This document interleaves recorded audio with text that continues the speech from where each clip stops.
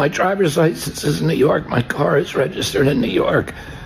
My law license is in New York. I pay income taxes in New York more than any other state. This is Russell Brand reporting to you live from the middle of a DDoS attack. We are under cyber attack right now. This is a period where information is a valuable commodity, and even the apparent frivolity of our conversational interactions is subject to scrutiny, censorship, and now we know for sure, cyber attack. Why is that? Because power is coalescing around some extraordinary forces and the control of information remains important. Perhaps second only to the control of currencies. And we're seeing more and more how the miracles, or at least advances, of crypto are being curtailed, corralled, and controlled now by centralizing forces. And the same is necessary when it comes to the dissemination of information. You can't have people communicating without having to pass through institutions. You can't have people spending money that can't be tracked, shut down, punished, or controlled if you say a word out of line, if you step out of line, if you express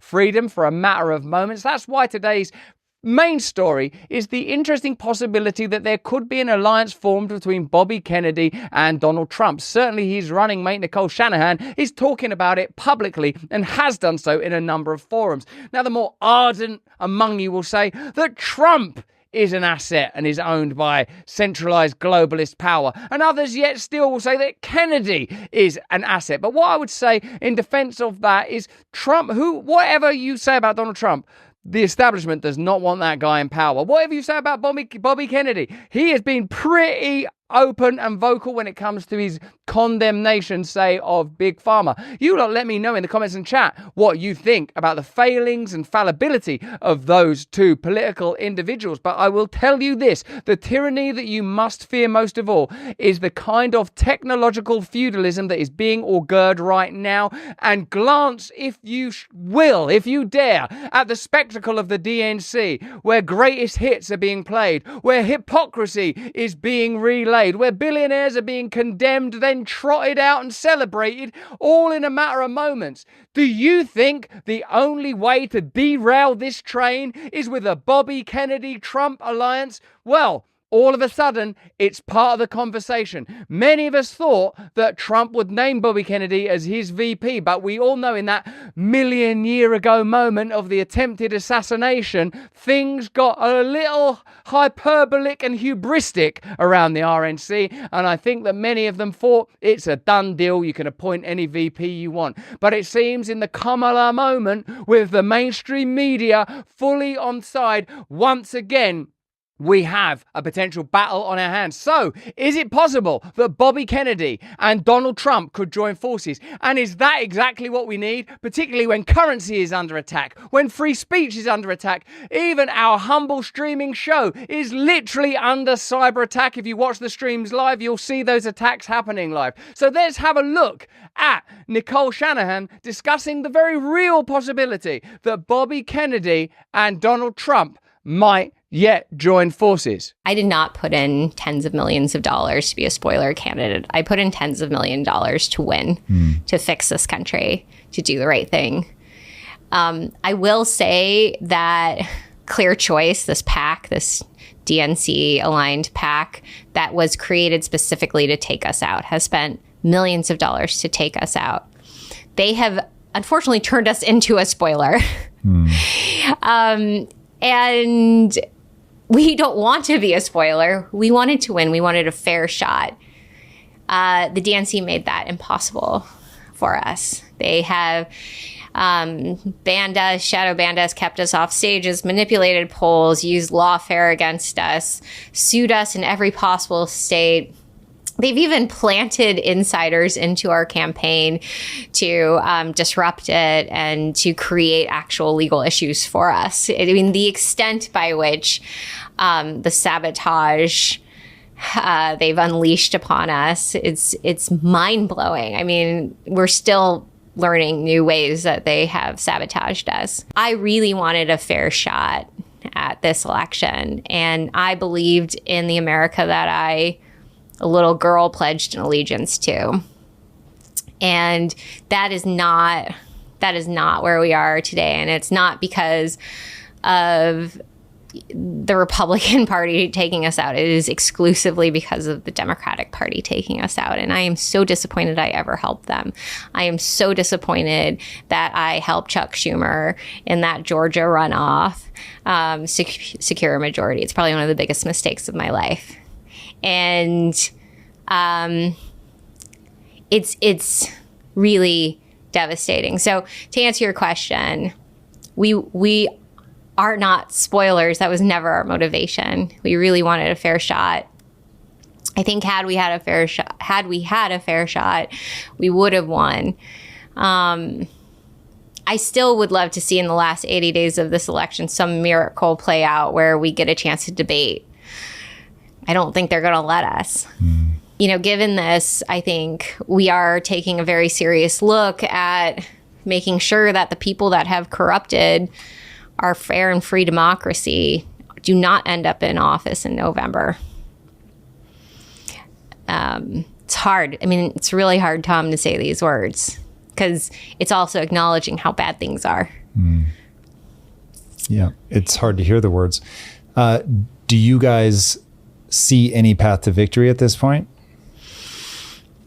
I mean, technically, if we can stay on the ballots, you know, we've qualified for all the ballots now, which is like an enormous feat. Like you don't understand. The system was designed to, after Ross Perot, to keep this from ever happening again, and we accomplished it. So technically, we could win.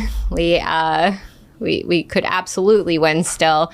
The problem is if you censor a candidate, as we've been censored, people don't get a chance to even hear us. So, you know, there's two options that we're looking at. And one is staying in, forming that new party, but we run the risk of a Kamala Harris and Waltz presidency because we draw votes from Trump, or we draw somehow more votes from Trump, or we walk away right now and join forces with Donald Trump and you know, we walk away from that and we explain to our base why we're making this decision.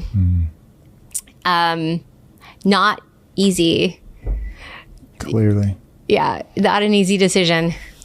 Isn't it odd to consider that the Democratic Party that still consider themselves to be the goodies, if you have any experience of dealing with them, are palpably and demonstrably the baddies? We can't continue to bring you this beautiful content without the support of our partners. Hey, this is exciting. We've got a great partner today. It's Rumble. But beyond Rumble is Rumble's latest venture. Let me ask you first, are you a Sleepy Joe type character with zero cognitive performance, struggling to muster focus and brain power for basic things like running the United States of America? You've got to stop drinking woke liberal coffee that hates you and your way of life and start your day by drinking Rumble's very own 1775 coffee. This is going to be the best tasting coffee you've ever had. Seriously good, ethically sourced from a family farm in the high altitude mountains of Bolivia. Not in the Bolivian lowlands run not by a family but by a single man still living with a pet. No! Instead of waking up and drinking your big corporation-owned woke ideology coffee that's probably making you sick from the pesticides it's sprayed with, try Rumble's 1775 revolutionary coffee. Support freedom of speech. Build a parallel economy that actually values you and loves you. My favourite? It's dark, of course. I've always found the lure of the dark irresistible. I'm sorry, how can I stay mad at you? But you're just going to have to wait over there for a little while. Level up your morning routine with a 1775 coffee. Sleep all night knowing your hard-earned dollary dues are going towards supporting freedom-loving creators like me on Rumble. Visit 1775coffee.com now. Pick up your first bag. Use the code BRAND to save 10% on your first order. Oh, come on. Why choose, you know? Okay, back to the content.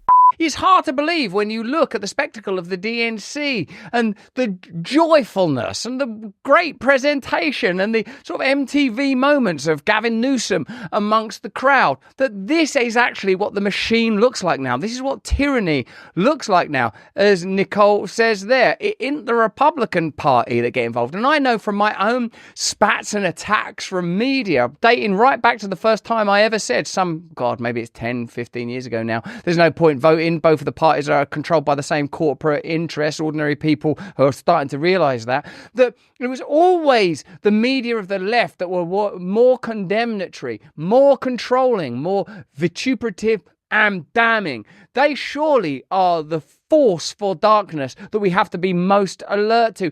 And precisely because it becomes in such odd packages. That's why I think it's important, let me know what you guys think, that we form new alliances, that we're willing to look at people that you might have thought of once as being right-wing if you're a left-wing person, or left-wing if you're a right-wing person, or religious if you're not religious. And in fact, be willing to look beyond all of these categories, because what we are on the point of now is a new type of totalitarianism where currency is controlled, information is controlled, the movement of individuals is controlled. Technology, what a glorious miracle, is among us. And it is not for no reason that we are yet to see the application of the technology that grants you the likes of Uber or Airbnb. I mean to say aggregating and intercommunicative apps that could be applied to creating truly decentralized, localized democracy. So it wouldn't matter if you didn't agree with me, because you would run your community according to the electoral processes in your borough or district. And it wouldn't matter if those people were, wow, let's go as far as we can,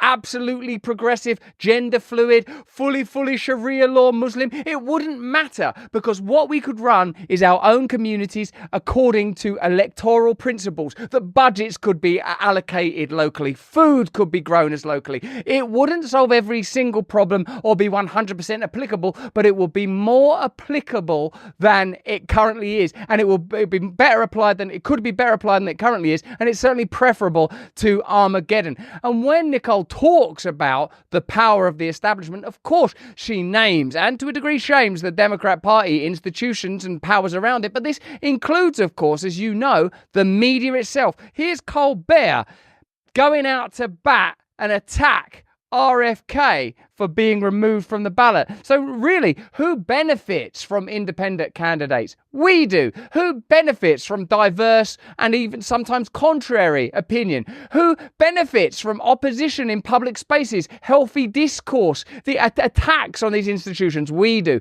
Who wants to control the information? Well, control comes from surprising places and sometimes in surprising forms. Have a look at Stephen Colbert here, shutting down and attacking Bobby Kennedy. Junior here got some bad news yesterday when a New York Supreme Court judge ruled that he is disqualified from the New York ballot over falsifying his residence. Now, so mad to hear the audience cheer like that. What do you imagine that Bobby Kennedy has ever done to that busting audience there in New York City? What has he ever done other than tell them that they should be skeptical about medications, that they should investigate the efficacy of strongly recommended and perhaps not efficiently clinically trialed medicines? What has he ever done except fight as an environmental lawyer? Now, there are areas where, like any politician, I would have disagreements with Bobby Kennedy, and I bet you would too. But it's not the individual I'm talking about here. It's the principle of diverse and independent politics leading to greater democracy, more localization, more decentralization, not accruing power wherever possible and shutting out conversation wherever there's an opportunity. prosecutors, you're right. Prosecutors proved he actually lives in Los Angeles thanks to a federal statement of candidacy with a California address and a social media video in which Kennedy talks about training ravens at his Los Angeles home. No, don't be strange. Don't be unusual. Don't train a raven. In fact, let's have a look at Bobby Kennedy listing the various affiliations that he does have with New York. So even with this rather minor issue that's taken as an opportunity to attack Bobby Kennedy, he does have something to say in his own defense. My driver's license is in New York. My car is registered in New York. My law license is in New York. I pay income taxes in New York more than any other state. My law office is in New York, my only law office. And I also have a lot of other licenses in New York. My hunting license is here, my fishing license, my falconry license, etc. I vote here. It's the only place that I vote. The rule in virtually every state is that your domicile is the place where you intend to return. Oh, I have lived in other places. I've lived in Alabama. I've lived in South Dakota. I've lived in Massachusetts. I'm living now in California. But I've always voted in New York. Why Bobby Kennedy's candidacy fascinated me was because with Trump, we've seen, since he became a political figure, him being sort of culturally moved from a sort of a tolerated, celebrated, enjoyed, entrepreneur, billionaire, much like Jeff Pritzker there. I'm a billionaire and it's okay to like me. People like Donald Trump. He was on The Apprentice. Then when he announced his candidacy, you could argue, well, it's because he said all of these vulgar, discriminatory things. But when it comes down to policy, so many of the policies were there before him. Some of the policies are continuing after him. So I don't think it's that. I think that Donald Trump is a berserker, a bull in the china shop that they can't quite control. I pray that those of you that are MAGA and love Trump are right, that he is the voice that ordinary Americans require, and that we will see a Donald Trump that's willing to bring people together. I reckon that's a hell of a lot more likely if he were to have an alliance with Bobby Kennedy. I think that that would be a lot better for American democracy, and I think in all likelihood what you would start to see is the Democratic Party establishment quaking, because at the moment they've managed to bleach away the memory of a very peculiar assassination attempt on Donald Trump. You even see now people that would never talk about this being a conspiracy if it had happened to a candidate on the left side. Well, it was a staged event. Look at that photograph. It's almost too perfect. What the Democratic Party National Convention shows you that there's nothing there. There are no principles. There are no values. There is no manifesto. There is no policy. Why? Because that party's been captured by globalist corporate power. And the best thing they can offer you is vote for us. We're not Donald Trump. Donald Trump's such a hound, a heel, a bastard, and a monster. He's a demon. But I'm beginning to think that the Luciferian demonic light has taken on a different complexion altogether, that it's to be found there in the apparent inclusivity and radiance of the Democratic, that's Freudian, party convention, where everything is jolly and everything is shiny, and Joe Biden's getting a pat on the back and a gold watch when he had his throat cut like Brutus just a couple of months before by colleagues that claim to support him. What I'm telling you is that a Kennedy-Trump alliance could be an interesting evolution, that it could disrupt in ways that are difficult to predict and will certainly be entertaining to watch, even if it doesn't fully deliver on the kind of decentralization and empowerment of the individual that I believe is necessary to save the world and indeed to save our souls. But that's just what I think. Why don't you let me know what you think in the comments and the chat? Although it might be hard because we are under DDoS attack, cyber attack from every direction. Man, it's great to be wanted. There's only one thing worse than being talked about, and that's not being talked about. As Oscar Wilde said, what happened to that guy? But